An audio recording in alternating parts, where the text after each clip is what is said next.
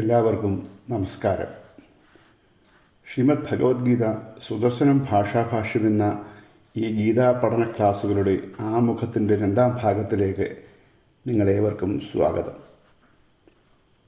ഹൈന്ദവാത്മീയതയിൽ യുക്തിക്കും ശാസ്ത്രബോധത്തിനുമുള്ള പങ്കിനെക്കുറിച്ചാണ് കഴിഞ്ഞ ക്ലാസ്സിൽ പ്രധാനമായും ഞാൻ പറയാൻ ശ്രമിച്ചത്. ഈ വീക്ഷണകോണിൽ നിന്നുകൊണ്ടാണ് എൻ്റെ ഗീതാഭാഷ്യം രചിച്ചിട്ടുള്ളതെന്നും പറഞ്ഞിരുന്നു.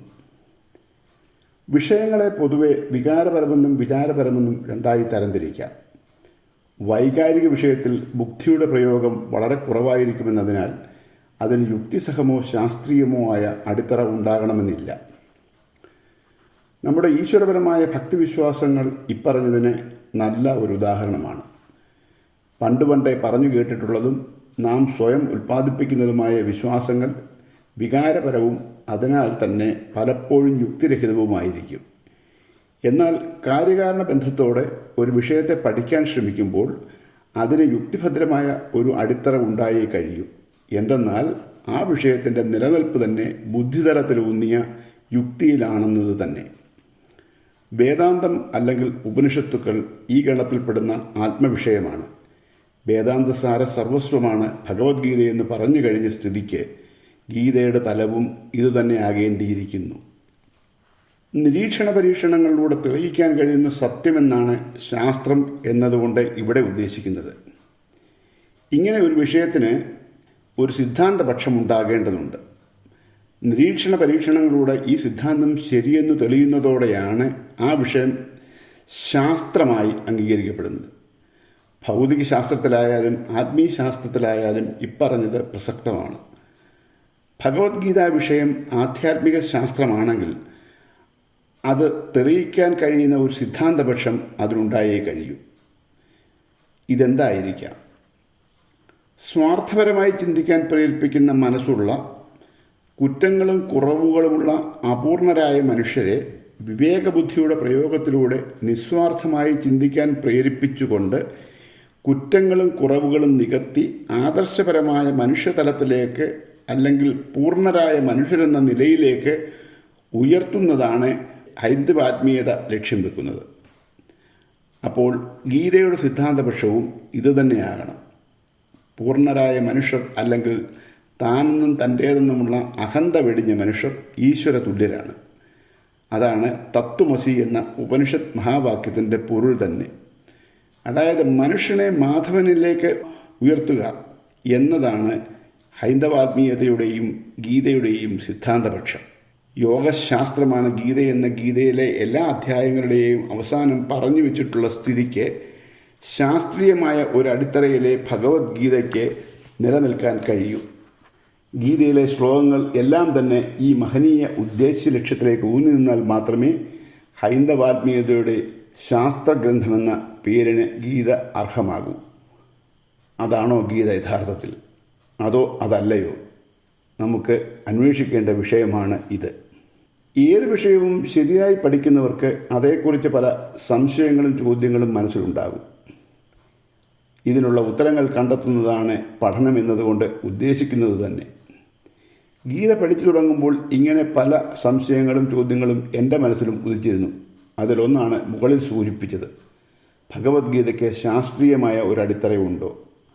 അതോ ഗീതാ വിമർശകർ കുറ്റപ്പെടുത്തുന്നത് പോലെ സമൂഹത്തിലെ ഉന്നത ശ്രേണിയിൽപ്പെട്ട കുറേ പേരുടെ സ്വാർത്ഥ താൽപര്യ സംരക്ഷണത്തിനായി ചമയ്ക്കപ്പെട്ട ഉച്ചനീചത്വപരമായ ചിന്തകരുടെ അശാസ്ത്രീയമായ സമാഹാരം മാത്രമാണോ ഗീത?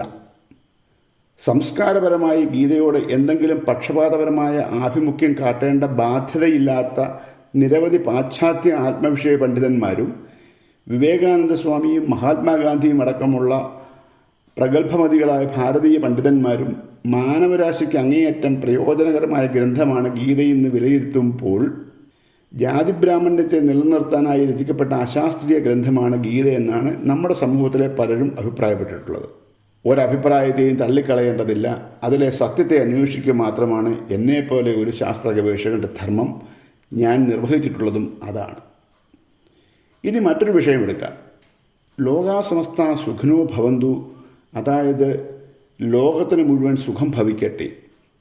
വസുധൈവ കുടുംബകം, അതായത് ഈ ലോകം ഒരു കുടുംബമാണ് തുടങ്ങിയ ആദർശപരമായ സനാതനധർമ്മ പ്രമാണങ്ങളിലാണ് ഹൈന്ദവാത്മീയത നിലകൊള്ളുന്നതെന്നാണ് കുറഞ്ഞപക്ഷം ഹിന്ദുക്കളെങ്കിലും പറയുന്നത്.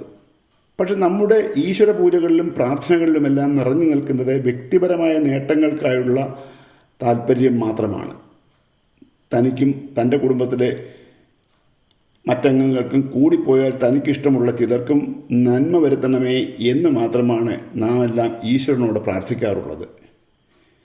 മനുഷ്യരുടെ സ്വാർത്ഥപ്രേരിതമായ ഈശ്വരാരാധന കൊണ്ട് ലോകത്തിനെങ്ങനെയാണ് സുഖം ഭവിക്കുക? ലോകം ഒരു കുടുംബമാണെങ്കിൽ ആ കുടുംബത്തിന് വേണ്ടിയല്ലേ നാം എല്ലാം പ്രാർത്ഥിക്കേണ്ടത്. പക്ഷേ അതല്ലല്ലോ സംഭവിക്കുന്നത്. ഇവിടെ പ്രമാണവും പ്രയോഗവും തമ്മിൽ തികഞ്ഞ വൈരുദ്ധ്യമില്ലേ? ഇങ്ങനെ പല ചോദ്യങ്ങളും ചോദിച്ചുകൊണ്ട് അവയ്ക്കെല്ലാം യുക്തിസഹമായ ഉത്തരം കണ്ടെത്തി രചിച്ചിട്ടുള്ളതാണ് സുദർശനം എന്ന എൻ്റെ ഗീതാഭാഷ്യം. മേലുദ്ധരിച്ചതുപോലെ ശാസ്ത്രബോധത്തോടെ ഗീതയെ അപഗ്രഥിക്കുമ്പോൾ യുക്തിസഹമല്ലാത്ത ഭക്തിവിശ്വാസതലത്തിൽ നിന്നുകൊണ്ട് അത് ചെയ്യാൻ കഴിയില്ല. യുക്തിസഹമായ ബുദ്ധിതലത്തിൽ നിന്നുകൊണ്ടേ അത് ചെയ്യാൻ കഴിയൂ. യുദ്ധഭൂമിയിൽ യുദ്ധസന്നദ്ധരായി നിൽക്കുന്ന ശത്രുപക്ഷങ്ങൾക്കിടയിൽ നിന്നുകൊണ്ട് ഒരു ബൃഹത് സംവാദം ശ്രീകൃഷ്ണനും അർജുനനും തമ്മിൽ നടത്തിയെന്ന് ഭക്തിവിശ്വാസപരമായി നമുക്ക് ചിന്തിക്കാമെങ്കിലും അതിന് യുക്തിഭദ്രതയില്ലെന്നതാണ് യാഥാർത്ഥ്യം. മഹാത്മാഗാന്ധിയും വിവേകാനന്ദ സ്വാമികളും ഇങ്ങനെയുള്ള ചിന്തകൾ പങ്കുവച്ചിട്ടുണ്ട്. ഈ ചിന്തയെ ഭഗവത്ഗീത സ്വാധ്യായം എന്ന തൻ്റെ കൃതിയിൽ ഗുരു നിത്യചൈതന്യ യതി വളരെ ഭംഗിയായി രേഖപ്പെടുത്തിയിട്ടുമുണ്ട്.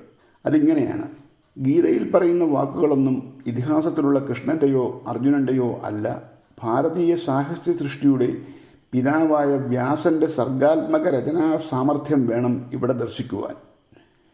ശ്രീകൃഷ്ണാർജുന സംവാദം എന്ന രംഗസൃഷ്ടിയിലൂടെ മനുഷ്യരാശിയുടെ നന്മയെ ലക്ഷ്യമാക്കിയുള്ള വേദാന്ത തത്വബോധനമാണ് ഗീതാകാരൻ ഉദ്ദേശിച്ചിട്ടുള്ളത്. അതായത് അർജുനനെ നിമിത്തമാക്കിക്കൊണ്ട് വേദാന്ത തത്വവിചാരധാരയെ അടിസ്ഥാനമാക്കി ഗീതാകാരൻ എഴുതിയുണ്ടാക്കിയ ശ്ലോകങ്ങളെ കൃഷ്ണനിലൂടെ അവതരിപ്പിക്കുകയാണ് ഗീതാകാരൻ ചെയ്യുന്നത് എന്നർത്ഥം. അർജുനനെ കൊണ്ട് ചോദ്യങ്ങൾ ചോദിപ്പിച്ച് അവയ്ക്കുള്ള ഉത്തരങ്ങൾ കൃഷ്ണനെ കൊണ്ട് പറയിച്ച് അർജുനൻ്റെ ജിജ്ഞാസയെ ശമിപ്പിക്കുന്ന വിധത്തിലാണ് ഗീതാകാരൻ ഗീതയെ വിഭാവനം ചെയ്തിരിക്കുന്നത്. അർജുനൻ്റെ സ്ഥാനത്ത് നാം നമ്മെ പ്രതിഷ്ഠിച്ചാൽ നമ്മുടെ ചോദ്യങ്ങൾക്കുള്ള ഉത്തരങ്ങളും കൃഷ്ണൻ നൽകുന്നതായി നമുക്ക് തോന്നും.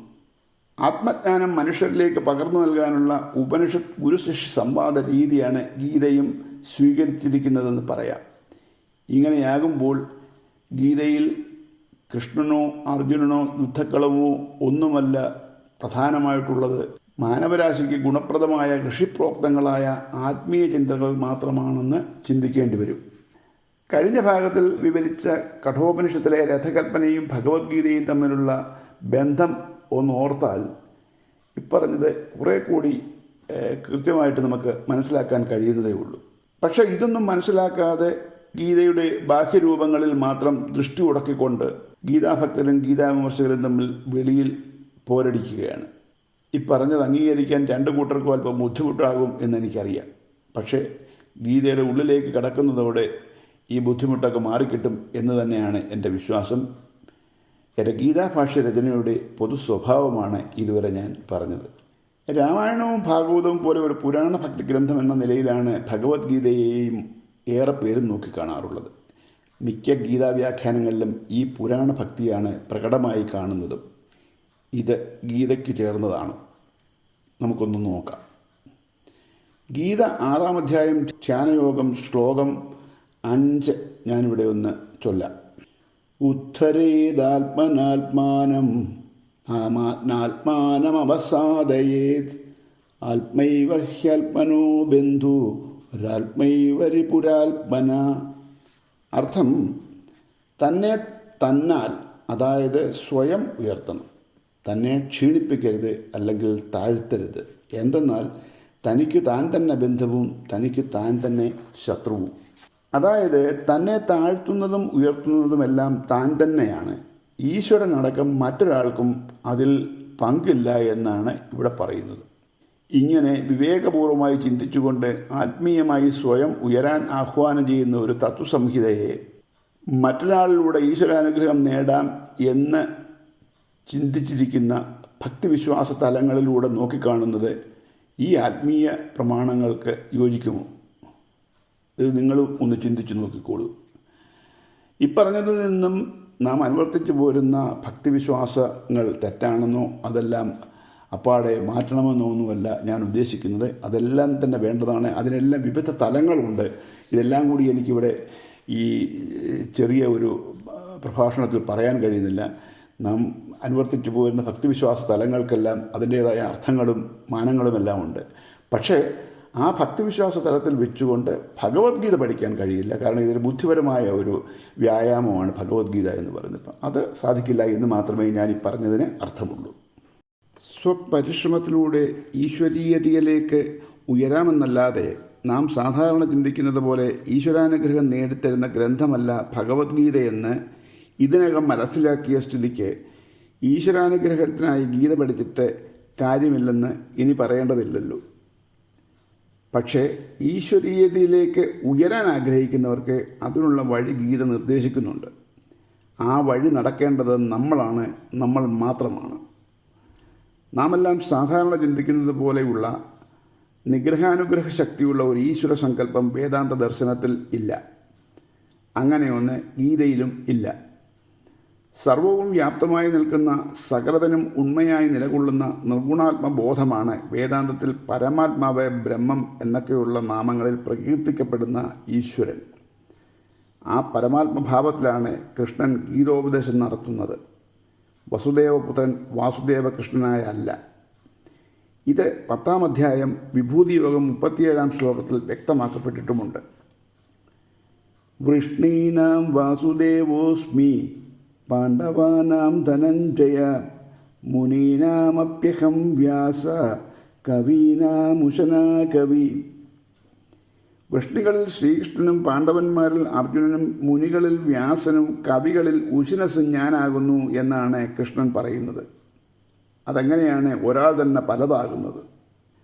ഇതിൻ്റെ അർത്ഥം ഇവരുടെ എല്ലാം ഉണ്മയായി നിൽക്കുന്നത് പരമാത്മാവാണെന്നാണ്.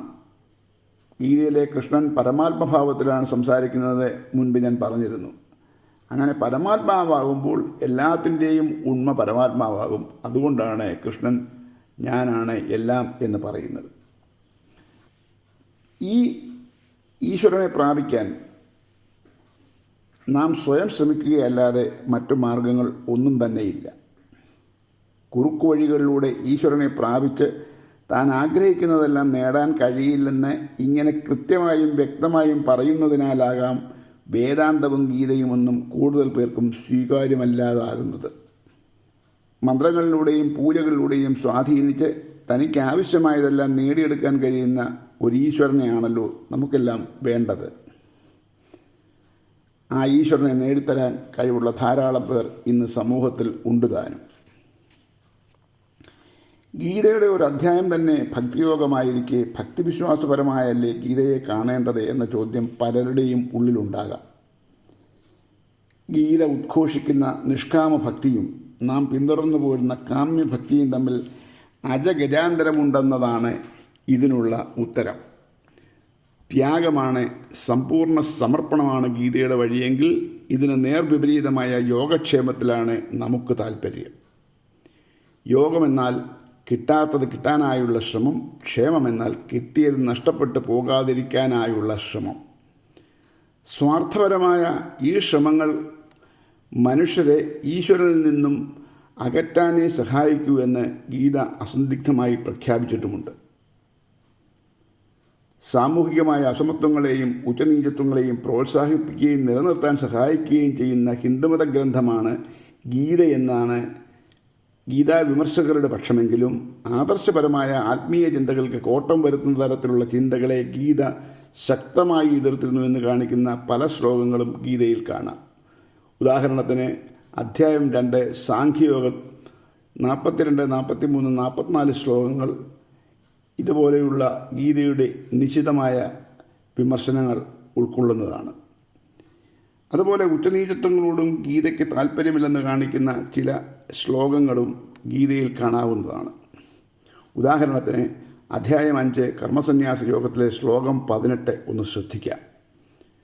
വിദ്യാവിനയ സമ്പന്നേ ബ്രാഹ്മണേ ഗവിഹസ്തിനി ശുനിച്ചൈവ ശ്വപാകേ ച പണ്ഡിതാ സമദർശിന.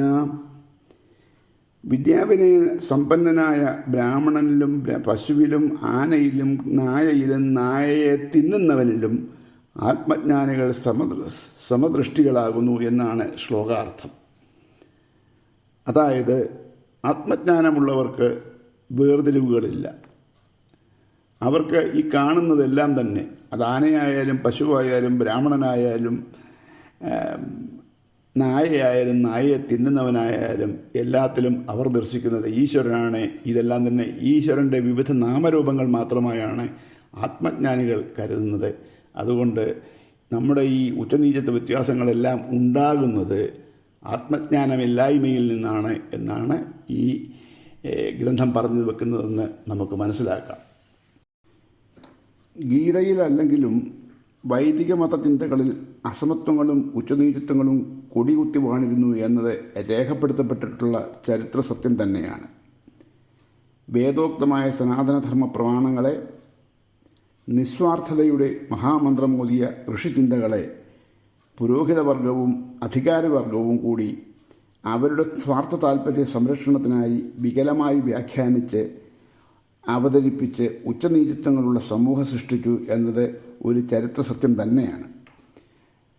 അങ്ങനെ വൈദിക മതത്തിൻ്റെ ശോഭ കെട്ട് അവൈദിക മതങ്ങളായ ബുദ്ധമതവും ജൈനമതവും ഭാരതം അങ്ങോളം ഇങ്ങോളം വ്യാപിച്ചതിനു ശേഷം സനാതനധർമ്മ പുനരുദ്ധാരണത്തിനായി രചിക്കപ്പെട്ട കൃതികളാണ് രാമായണവും മഹാഭാരതവും എന്നാണ് കരുതപ്പെടുന്നത്.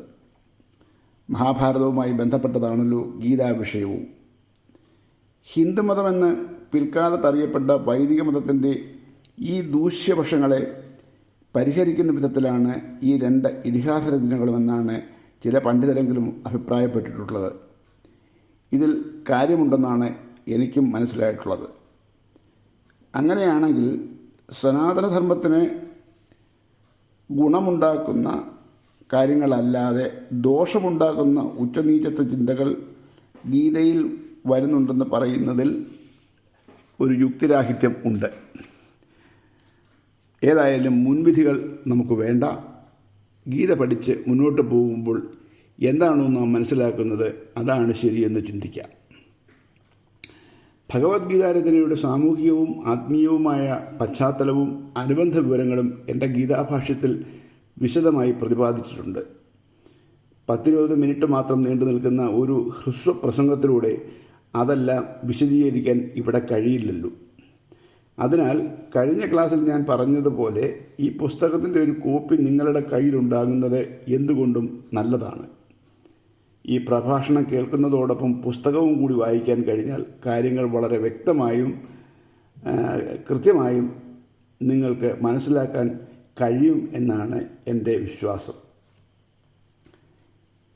ഈ ഗീതാ ക്ലാസ്സുകളുടെ ആമുഖ പ്രഭാഷണം ഇതോടെ അവസാനിക്കുകയാണ്. അടുത്ത ക്ലാസ് മുതൽ നമുക്ക് ഗീതാ ശ്ലോകങ്ങളെ മനസ്സിലാക്കാൻ ശ്രമിക്കാം. അതിനു മുൻപായി ഒരു കാര്യം എടുത്തു പറയട്ടെ. നാം അനുവർത്തിച്ചു പോരുന്ന ഭക്തിവിശ്വാസ ചിന്തകളും വെച്ചുകൊണ്ട് ഭഗവത്ഗീത പഠിക്കാൻ ശ്രമിച്ചാൽ അത് ബുദ്ധിമുട്ടാകാം.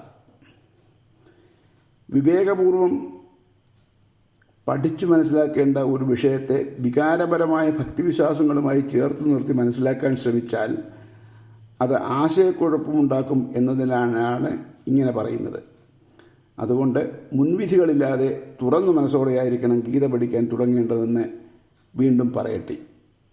ഞാൻ പറയുന്നത് കേൾക്കുന്നത് കൊണ്ടോ പുസ്തകം വായിച്ചതുകൊണ്ടോ മാത്രം ഗീത നിങ്ങൾക്കുള്ളിലെത്തി അനുഭവമാകില്ല. അതിന് ശ്രീകൃഷ്ണൻ അർജുനനോട് പറഞ്ഞതുപോലെ കേൾക്കുന്നതും വായിക്കുന്നതുമെല്ലാം വിമർശന ബുദ്ധിയോടുകൂടി നിങ്ങൾ തന്നെ പഠിച്ചു മനസ്സിലാക്കേണ്ടതുണ്ട്. ഞാനായാലും മറ്റാരായാലും പകർന്നു നൽകുന്നത് അറിവുകൾ മാത്രമാണ്.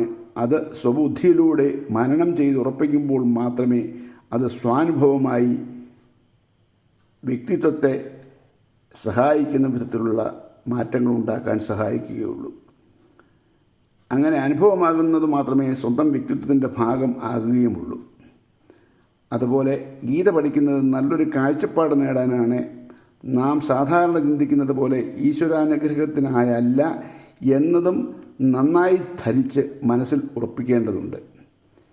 ഇങ്ങനെയെല്ലാം ചേർന്ന് വരുമ്പോൾ ഗീതാ പഠനം സാർത്ഥകമാകും.